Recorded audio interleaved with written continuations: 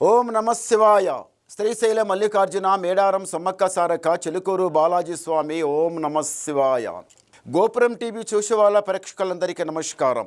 చిలుక శాస్త్రం అంటే ఆ కాలంలో ఉంది, ఇప్పుడు గుడుక ఉంది, ఇక ముందు గుడుక నడుస్తుంది. చిలుక జోషం అంటే నిజముందండి, నమ్మండి, వినండి.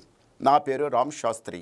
జూన్ నెల 8 నుంచి 14 తారీఖు వరకు 12 రాశుల మీద ఏ రాశి మీద గురుబలం ఎంత ఉంది, ఏ రాశి మీద శని బలం ఎంత ఉంది, మంచి ఎంత చెడు ఎంత చెప్తా వినండి.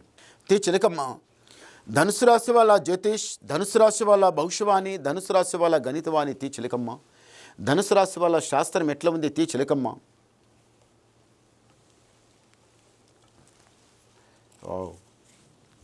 అమర్నాథుడు, సాక్షంగా అమర్నాథుడు.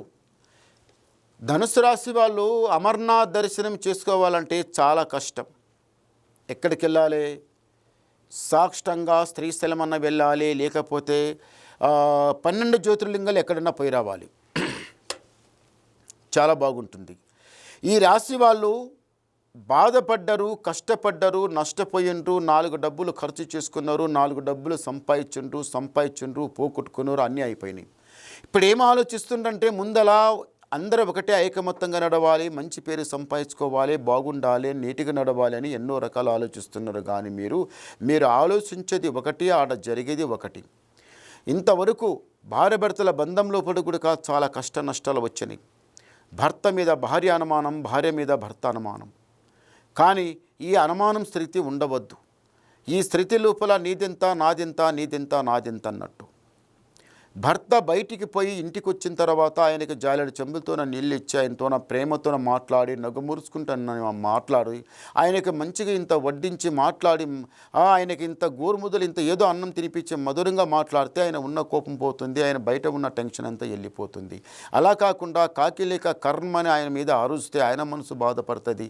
ఏందిరా బయట ఉంటే ఆ బాధ, ఇంట్లో వస్తే ఇదేం బాధ అన్నట్టు అట్లా ఉండవద్దండి, మంచిది కాదు. భార్యాభర్తల బంధం ఆ భగవంతుడు ఒక ముడి వేస్తే ఆ ముడికి ఎట్లా ఉండాలంటే సత్యతంగా జీవితం 100 ఏండ్ల పంట 1000 ఏండ్ల కాతన్నారు.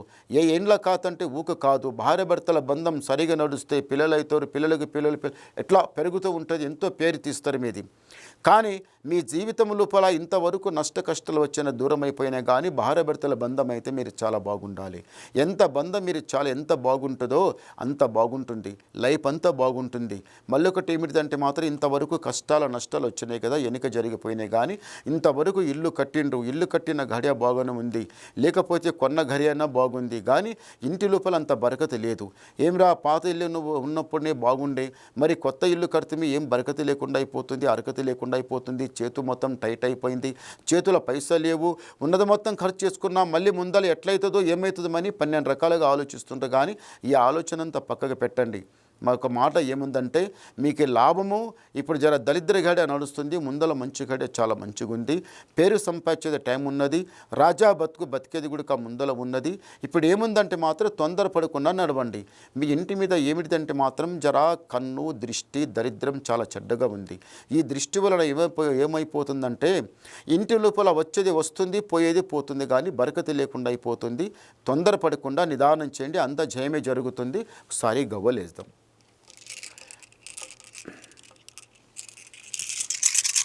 ఓం నమ శివాయ. చాలా మంచి గవ్వలు పడ్డాయి. ధనుసు రాశి వాళ్లకు ఆదాయం 14, వ్యాయం 11, రాజపూజ ఫలం 5, అవమానం 6. చూశారా, గురుబలం మీకు చాలా బాగుంది. ఇప్పుడు మీరు ఏ పని కూడా చేయండి, మీకు చాలా మంచి కలిసి వస్తుంది, జయం జరుగుతుంది. రాజా బతికేది ఉంది, ఏడపైన కానీ గెలిచేది ఉంది, అంత మంచి జరుగుతుంది. కానీ తొందర మాత్రం పడదు, నిదానం చేయండి, అంత మంచి జరుగుతుంది. ఇంకా మీరు ఏమన్నా వినాలనుకుంటే నాకు ఫోన్ ద్వారా మాట్లాడండి, మీ ఉన్న డౌట్ క్లియర్ చేసేస్తా, ఉన్నది మొత్తం చెప్పేస్తా.